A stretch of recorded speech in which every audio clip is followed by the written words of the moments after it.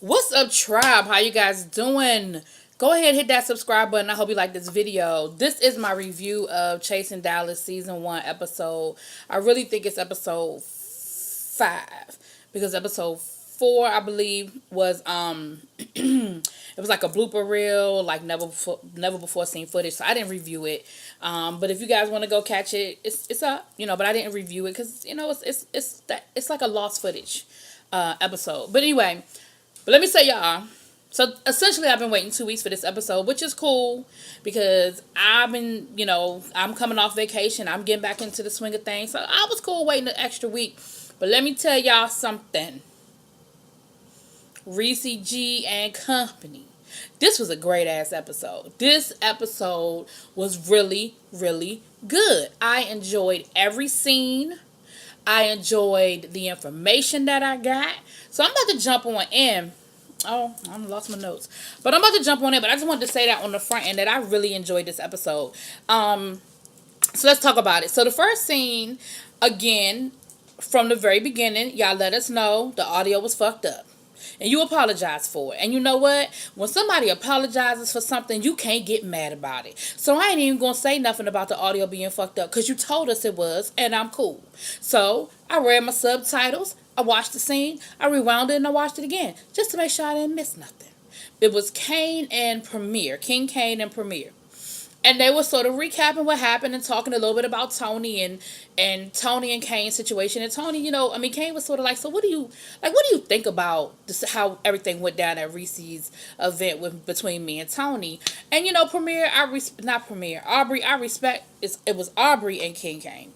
Aubrey, I respect what you were saying because basically what you were saying was, look, I think Tony got his own issues that he's dealing with, and I think that he's just looking for somebody to lash out and be angry with, and it just happens to be you. And you know what? I think that on a scale of 1 to 10, I think you hit that about a 9.5. We know in hindsight, now when this scene was done, I don't know what they knew or didn't know about Tony's drug addiction. But in hindsight, after the last actual episode, we saw where Tony is an addict and where he went back into rehab after that particular episode. So here's the thing. When people are dealing with addiction, whatever, because we're going to talk about another type of addiction in a minute, whatever type of addiction they are dealing with, there always comes some, to use a non-medical term, some bullshit. Right? To use and like I told y'all, I've told y'all before that I have dealt with addiction very close in my family. So I'm talking about, I've seen it firsthand, up close and personal. I've had friends, family. So I'm no expert, but I've experienced it. No matter how much you like or love someone, when they are dealing with an addiction, whatever that addiction might be, there is a level of bullshit. And I think that we happen to witness some of Tony's bullshit as a result of his addiction. Because here's the thing. Anytime someone's business is beauty, that's your business. That's your brand. That's your money maker. That's what you do for a living. And you tell me I fucked somebody up on purpose because I ain't like who they was friends with, you're not dealing with somebody who's being rational. Because essentially what you're doing is shooting yourself in the foot. Because like I said a couple of videos back, that's your brand. That's your brand. So now you're in a small community, like, sounds like Dallas is not a big community, or at least not among the LGBT community. And now you have a reputation as being somebody who not only don't know what the fuck they doing, but is vindictive and will purposely do some nasty shit. That's not somebody who's rational. So anyway, I ain't mean to talk that long on it, but I just think that Tony, sorry y'all, I just think that Tony is dealing with what he's dealing with, right? So then so the rest of the scene, Kane said, you know what? I'm dealing with my own shit, and I just don't have the energy to spend on somebody else's bullshit. And that might be why I had such a short fuse at the event, because I'm not even a fighter. Like, that ain't even my personality. And Kane, you don't rub me as that kind of person. You rub me as a, let's sit down, let's smoke some weed, let's talk about it, let's be, like, you don't strike me as a fighter. So for somebody to get you there, you must have really been on edge. What we found out is that Kane is battling his own addiction. He has a sexual addiction. And it sounds like maybe he had a borderline weed problem because he said he's smoking weed less. So I don't know if he or his counselors connected his smoking to the addiction or some sort of codependency with it. I don't know, and he didn't get that deep, and it ain't my business.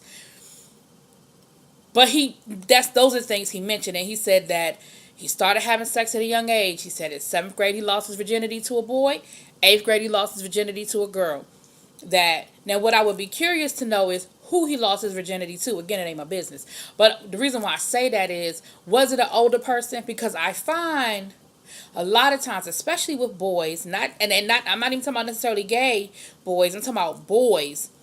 A lot of times they lose their virginity to older women. My ex-boyfriend, he lost his virginity to the woman. He lost his virginity to a 20-year-old woman, and nobody thought it was a problem. Nobody thought it was a big deal because he was a boy. Had that been a girl, though, we'd have been running down the streets with pitchforks trying to put his ass in jail. See that double standard. And so I'm curious to know who Kane lost his virginity to, the man and the woman. I found. So I appreciate Kane opening up and sharing that. He said, he watched a lot of porn. His father was in and out of his life. He said his mother had a drug addiction. So what that said to me, and I'm reading into this, Kane, so correct me if I'm wrong or I'm making too many assumptions. I feel like you were what's the word I'm looking for? Shit. It just went out my mind. Unaccompanied or not watched over very tightly. If your mother had an addiction, and we done already talked about when somebody has a drug addiction, there's a certain level of bullshit that comes with that. So you had your mother who had a drug addiction, you had your father who was in and out of your life, and so you did not have that stable situation. I'm not saying you ain't have love or there weren't other family members who stepped up. I don't know. You didn't tell us, and I don't want to assume. But in your nuclear family, there was some stuff going on there. And so fast forward, you're an adult now. You have focused on your business, on your brand, on your clothing line, and you said that's what brings you happiness, and that's why you choose to focus there. The only thing that confuses me, Kane, and it confused me when you said it before. It confuses me now. I don't get it. I don't understand. And I'm not going to lessen your addiction, your situation, because people can be addicted to anything. And I believe that sex addiction is real. Do I think that everybody who claims they have a sex addiction has one? No. But I do believe that the addiction is real and it exists. And it sounds to me like you have sought help and that you are in counseling, you are in some sort of therapy, getting some help for it. And for that, again, I applaud you like I did with Tony on the last episode. I applaud you for that. I don't understand the I don't hang around gays thing, though. You said it before. Someone who is not in the LGBT community, only a friend of the LGBT community, I don't want to be disrespectful. So I don't know how to say it in a way that won't be disrespectful. So I'm just going to say it, and y'all can just get me together in the comments if I'm being disrespectful. What does that mean, I don't hang with the gays? Aren't you gay? Or are you gay? Or am I making an assumption? Do you identify as gay, bisexual, or I don't know. But I don't get that. I don't hang with gays. Gays are too messy. Gays are too petty. Gays are too this. Gays are too that. I don't get that. That's like me saying I'm black. I don't hang with black people. Black people, they too messy. And I would be having the same issue if somebody who was black said that to me. I'd be like, but what you mean you don't hang with the blacks? What the fuck does that mean? So, that confuses me. But much respect to you sharing your story and opening up, because you don't have to. And for everybody on this show who has made a commitment to being raw and being open and letting the chips fall where they may, I applaud it and I respect it. So my comment had nothing to do with what you shared. My comment was about what you were saying about who you hang out with and who you don't hang out with. I just don't get it. I don't understand it. But, clear it up for me in the comments. Get me together if I'm wrong or I'm being, whatever. Then we see Markel and his ex. I love Markel. Markel is just the cutest little thing to me. And Markel had his little dog in his little cage, and he showed up at his ex's place. And it looks like they had some sort of arrangement. I think they shared the dog because they were together for like 7 years. So they probably, the dog was probably a dog they had together, and when they broke up, just like anything else, when you break up, you got to split up the DVD collection, you got to split up the wine collection, and you got to figure out who get custody of the dog. So it sounds like they share the dog, and that dog is rotten. The dog is rotten, and he just as cute as he could be, and he rotten, cause he get double the love, right? So anyway, they're talking, and I mean, it was. First of all, big up to your ex for repping his Herbalife, because he had his t-shirt on, and he was, I don't know if he sell it, use it, or it was just the first thing he picked up when y'all showed up. I don't know. But he was repping the Herbalife. And they were just talking in general. Most of the conversation had Markel's voice over, so they didn't really share a lot. Markel asked him, was he seeing someone, and you could tell he wasn't really comfortable answering that question on camera. He was like, I don't really talk about my personal life, and Markel was, I think, trying to get him to open up. Clearly the ex had agreed to be on camera and to film the scene, but I just don't know how comfortable he was talking about his personal life, because he didn't really get into it, and he didn't have to. That's cool. But what Markel went on to say was, I guess the producers were asking him, will y'all get back together, or do you think y'all would ever get back together? And, Markel's thing was, we were together for 7 years, and I'm going to summarize what he said. Basically, I feel like he said 7 years is enough time to figure it out, and we just couldn't get on the same page. He was like, we wanted the same things, but we wanted them at different times. He's like, I am impatient. I want things now. My ex, was cool with things coming at a different pace, and that's just not who I am. And he said, if he is interested in but he left the door open, because what he said was, if he is interested in getting back, then he needs to do what I need him to do before I find somebody else, because when I get up with somebody, I'm all in. Like, I don't play that, cheating or that back and forth. I'm all in. And so my next partner, boyfriend, would have my full attention, and there would be no chance. So if he want me, he better get it together, is basically what I heard in that little scenario. He also talked about the fact that he's finishing up his third book. Now, I try to just review the show and not bring outside stuff into my reviews, like when I sit on lives or I hear other things and interviews and stuff. But I am going to say this. I sat in on a live with Reese G one night when he brought Markel in to the live, and Markel talked about his books, which I said I was going to buy that day, but I didn't. I lied. But I am going to buy them because I want to read them, and I'm definitely excited about the third one. But if y'all are interested in Markel's books, I don't remember his last name, but you can always look the book up by the name, and here the two books are. Book number 1 is Love Ain't Shit. The title alone should pop up on Amazon. I don't think you need to know who wrote that. First name Markel, title is Love Ain't Shit, but it's on Amazon and Kindle. And then the second one was I Used to Be on My Knees. Honey, with titles like that make you want to read. The only reason why I haven't gotten the book at this point is because, like I said, I'm off vacation and I'm an educator. And when school year starts, I don't have the energy. Like, that's why my videos have been a little stagnant these last couple of weeks, because I got to get back into the swing of things and get my shit together for my 9 to 5. So I'm back on it. I'm back on it now, but it took me, I had to adjust some shit, so, but those are his 2 books, so y'all run out and grab them. Y'all let me know what y'all think about them. I might review them after I read them, but it won't be no time soon, because like I said, I probably won't get a chance to start reading them for about another month or so. But those are his 2 books. Now, back to our regularly scheduled program. So that was a good scene, which I thought was good. It gave us some personal insight into, this episode I think was very personal. It wasn't no whole lot of bullshit. It wasn't a whole lot of cattiness. Ain't nobody having an event. You know what I'm saying? It was just us getting to know these men. And I appreciated that. So that was us getting to know Markel a little bit. So then we had our final scene was, I think it was the final scene. Yeah, it was the final scene. I'm tripping. Because I remember the previews for next week, which looked very interesting. But anyway. We have Premier and B. King. And Premier's planning his Hennessy and chicken wing and fried chicken party, which that is just, I think that is just a great title of a party and a great idea. And he was looking at venues. His party promoter, Ro, I believe his name is, the guy we met a few episodes back. He suggested a venue. Let me tell y'all something. I don't know who Ro is. I don't know nothing about Ro, but that venue alone, honey, he could be my party planner any day. That venue was everything. Okay, all of that. It had a nice view of the city. It was outdoor. It had the hanging seats, and it looked really nice. I would enjoy a party there. I don't know what they was charging for that venue, but it was a nice space. But he asked B King to come along just to check out the space so they could just maybe sit, talk, get to know each other a little better.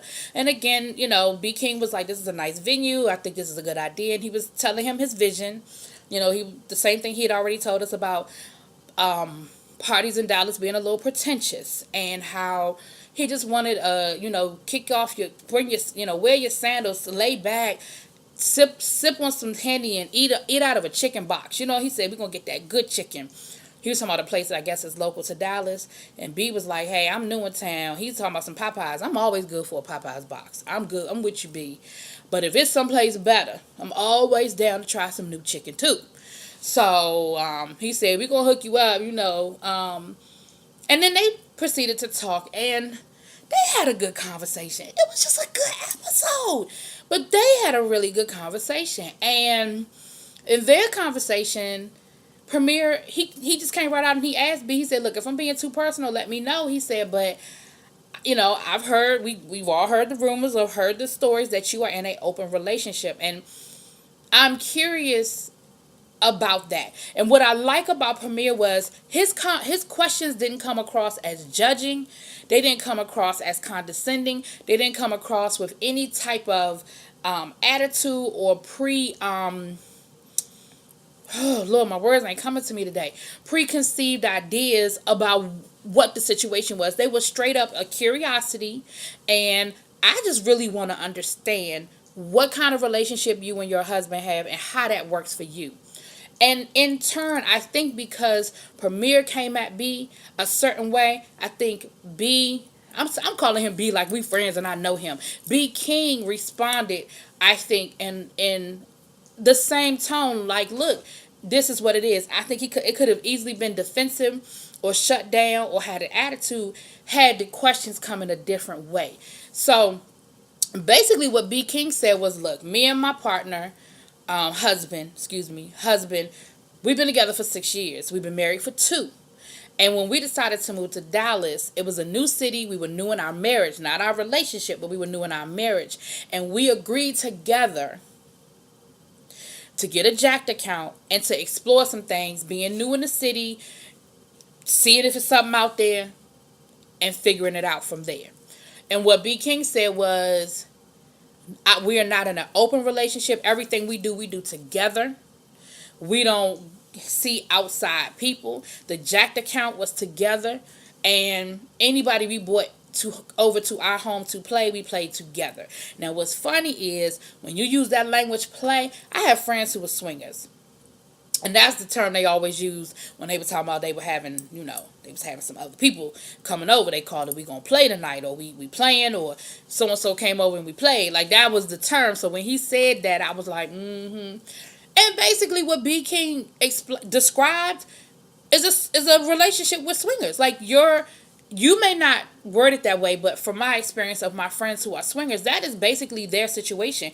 They invite people into their home together. They play together.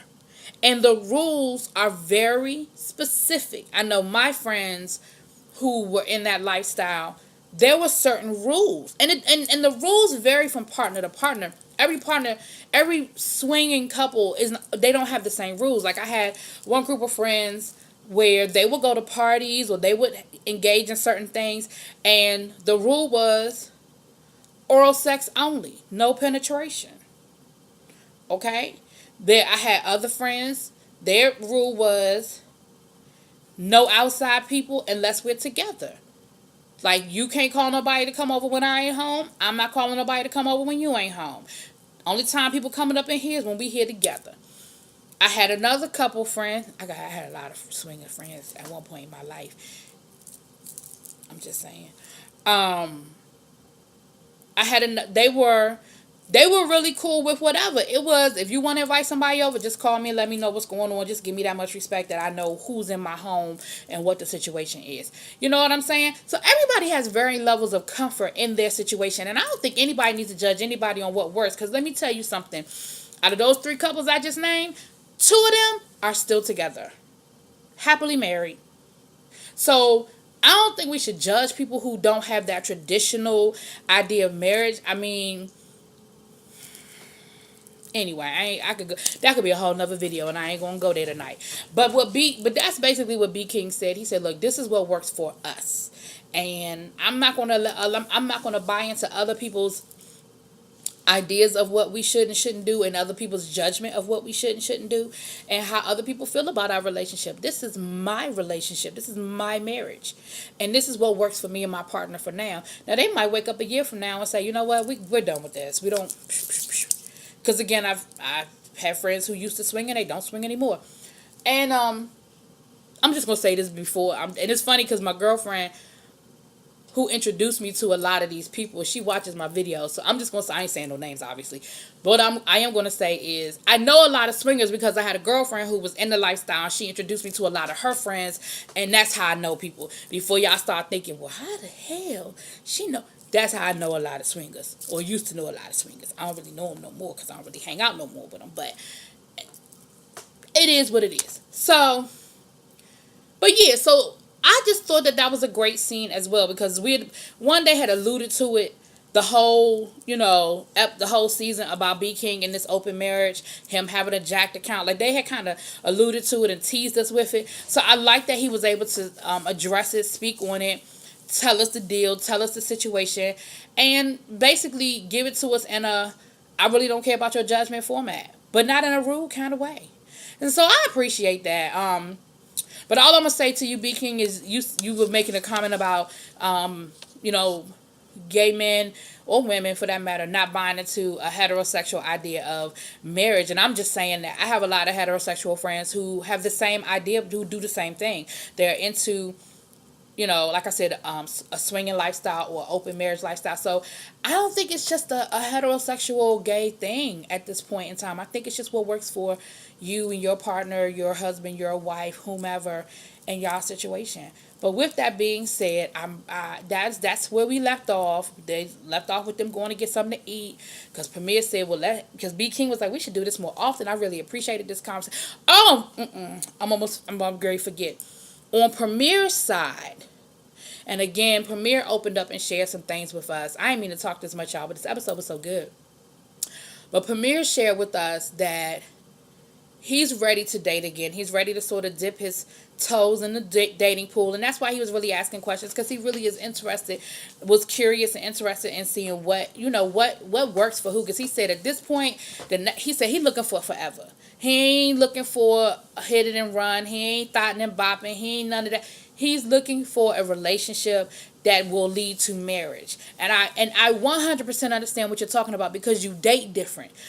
You look at things differently. You won't put up with as much. When you are looking for a certain level, like at that point in your life, you're looking for a certain thing, you won't settle. You won't make the same decision. So when you say, hey, I'm looking for forever, and whoever steps to the plate better be ready for what I'm talking about, I can totally understand where you're coming from.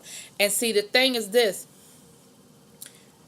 He opened up to us and said that, I think he mentioned it earlier, or it was mentioned earlier on in like the first or second episode, but don't quote me on that. I don't remember for certain. It might have been in the Meet the Cast videos, but I really think it was mentioned at some point before that Premier's ex passed away last year. And he said, even though we weren't together and we hadn't been together for a few years, he was still one of my best friends. We moved to Dallas together. We moved here to be together, to spend time together. To be a couple. And when it didn't work out, we still stayed in each other's life. And it has really hurt me. It has really, done a lot for me to process that he is not here anymore. And because the finality of death is, yeah, we weren't together, but we were still really good friends, and who knows what may have happened down the line. But the finality of death is, that's never going to happen. And so that's where the conversation came from with B King was, this is what I'm looking for, and I'm just interested to see how that works for you guys. Does it work for you? Would you recommend it? That kind of thing. And so it was a good conversation. So again, I feel like Premiere didn't come with any type of no judgments. It was a no judgment conversation, and I honestly feel like all of the conversations were like that. When King Kane was letting Aubrey know about the sex addiction. Oh no, he didn't say that part, did he? Did he tell him? I'm trying to remember if he said it to Aubrey or if he just said it in his confessional. I cannot remember. But neither here nor there. Everybody opened up and shared, and I just thought it was a great episode. And my review is almost as long as the damn episode. My bad, y'all. I ain't mean to talk this long. But y'all let me know what y'all think. Drop it in them comments. Peace.